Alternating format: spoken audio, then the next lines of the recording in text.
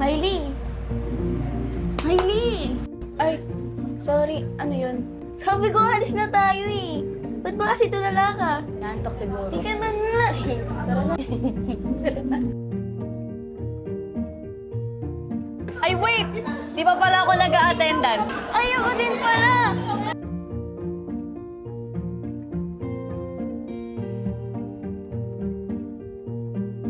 Uy, si Joy Joy! Ako? Joy Joy? Ano?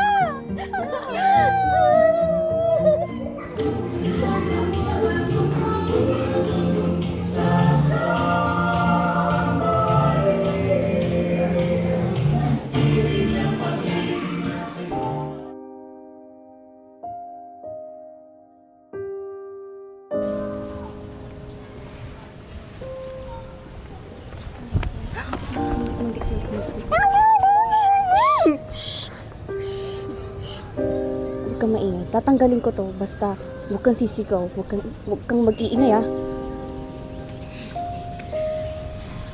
Nick, alam ko na kung bakit ka umiiwas o lumalayo sa akin. Dahil sa makalat na video, no?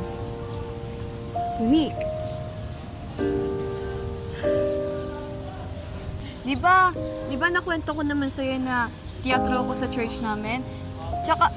Tsaka Monique, kaya lang naman ako nandun sa classroom na yun kahit wala nang klase kasi may naiwan akong gamit eh. Tsaka yung suot ko na puti nun, Monique, yun yung uniform ko sa teatro namin. Monique. Tsaka, bakit? Naniniwala ka ba sa mga paratang nila sa akin na aswang o multo ako? Miley, sa tingin mo, ano bang tingin mo sa akin? Sa tingin mo ba sa akin tanga, naniniwala kung saan-saan? Siyempre hindi. Pero sana naman, naiisip mo din kung ano yung nararamdaman ko. Maging normal ka naman. Ang hirap mo ipagtanggol eh. Akala mo ba ikaw lang yung nabubuli? Hindi mo man lang ba naiisip na ako, pati ako, nadadamay sa'yo? They are calling me names. Tinatawag nila akong kaibigan ng aswang, aswang enabler, kung ano-ano pa. Monique, I'm sorry. See? Dala mo na naman yan. Mas lalong ma-justify yung mga paratang nila sa'yo. Ang hirap mong ipagtanggol.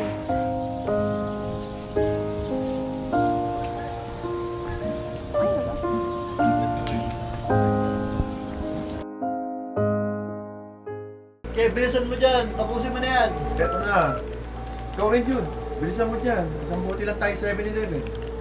Pasensya na. Graduate na talaga ako dyan. Gaya na sabi ko kanina. Bounce na. Teka lang, good boy. Medyo napahiya ka lang, Kevin. Ang kilala kong Kevin, kapag nagyaya, walang nakakatanggi. Oh, bayan, mga bayan, ikutan, tingnan!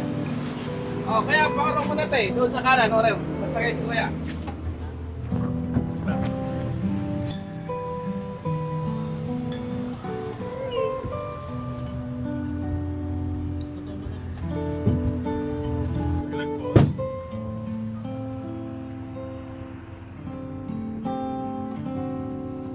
Magnanakaw! Magnanakaw! Grabe ka naman, miss. Nagmamagandang loob na nga eh. Babalik ko naman nahulog yung cellphone mo. Pasensya na. Thank you.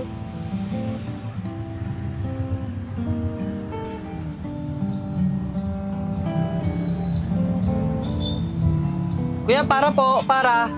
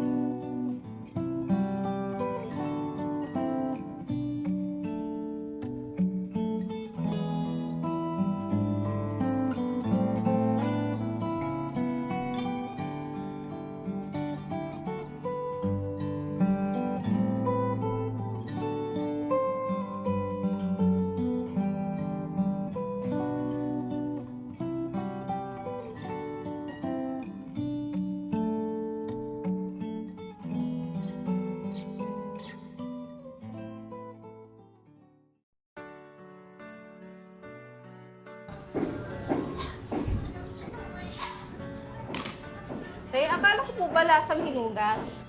Ang totoo, Tay, hindi mo naman ayaw sa itinimplang kape. Ayaw mo doon sa nagtimpla. Tay, wag naman sanang laging ganito. Wala namang ginagawang masama yung asawa ko. Ako na pong nakikiusap. Ang immature kasi ng dating, Tay. Naaalala niyo po ba nang binutas niya yung gulong ng jeep niya? Awang-awa ako sa kanya nun, Tay. Halos hindi niya alam ang gagawin niya kasi yun yung pinagkakakitaan niya, pantustos sa mga bayarin at pag-aaral ng mga bata. Eh yung naliligo siya at sinatayan niyo ng metro ng tubig sa labas, naalala niyo? Tapos yung nilagyan niyo na maanghang yung pagkain niya kahit alam niyo hindi naman niya kaya ang maanghang na pagkain. Tay, please po, itigil niyo na. Ang isip bata po. Ayoko pong ganyan na matutunan ng mga anak ko sa inyo. Huwag mo kong sasabihan ni Lisa, ha? Kung kasalanan mo ito, kung di mo sana ang pinakasalanan yan, hindi maganda sana ang buhay mo ngayon. Ayoko na pong ulit-ulitin to, Tay. Pero mahal ko po si Jose. At siya po ang isa sa pinakamabuting taong nakilala ko. Tay, kung buhay lang si nanay, alam kong tatanggapin niya ng maluwag si Jose. At sana ganun din po kayo. Tay.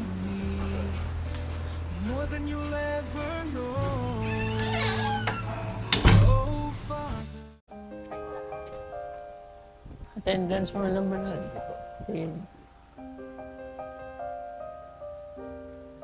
Salamat po sa Diyos.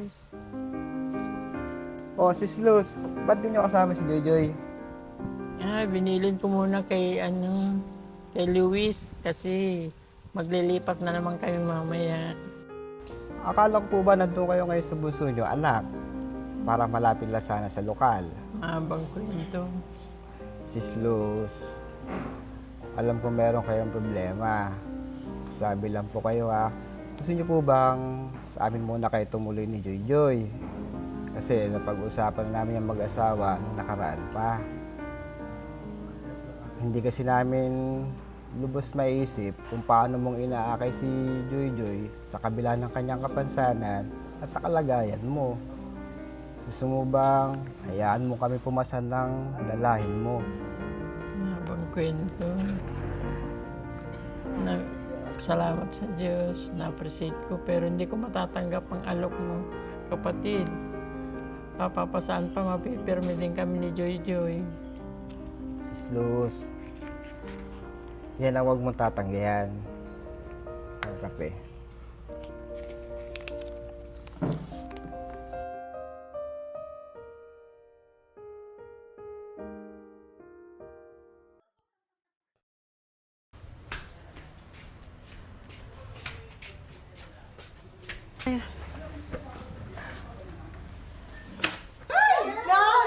Dito na po ba kayo titira? Ay. Pati si Joy? Hindi. Sandali lang dito sila nanay nyo kasi hanggang makalbalik lang si Tita Luisa nyo. Hindi kasi siya pwede sa kila Tito Luis nyo kasi mataas yung hagdan dun. Nakapagsalita po siya? Oo, kaso lang pangalan niya lang.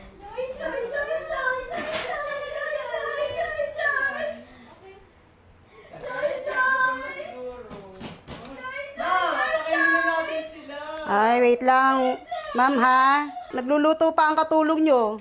Siguro naman makakapaghintay pa yung ampon mo, no, Nay?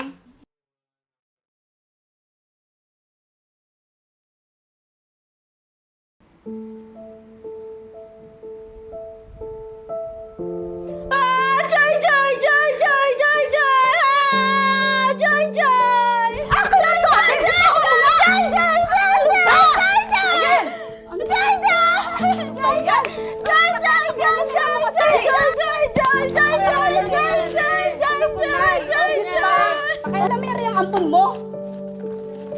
Hindi niya naman alam. Ako na yung una. Pasensya na, sorry.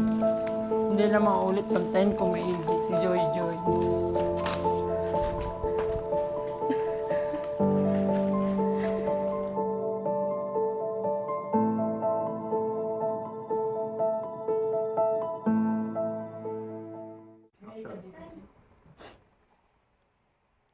Matawagan mo na nga si Raul. Baka pwede naman pagawan mo muna ng paraan dun sa mga kapatid mo. para lang dito sa this month. Wala eh. Hindi ko kung makontak si Luis eh. Pero tatry ko mamaya. Tapos si Luis, magpapagawa ng sasakyan nyo. Nakabangga ng motor eh. Oh, sige, mamaya na, babalik muna ako ng trabaho. Ingatan at yung mga bata. I love you. Love you too. Bye-bye.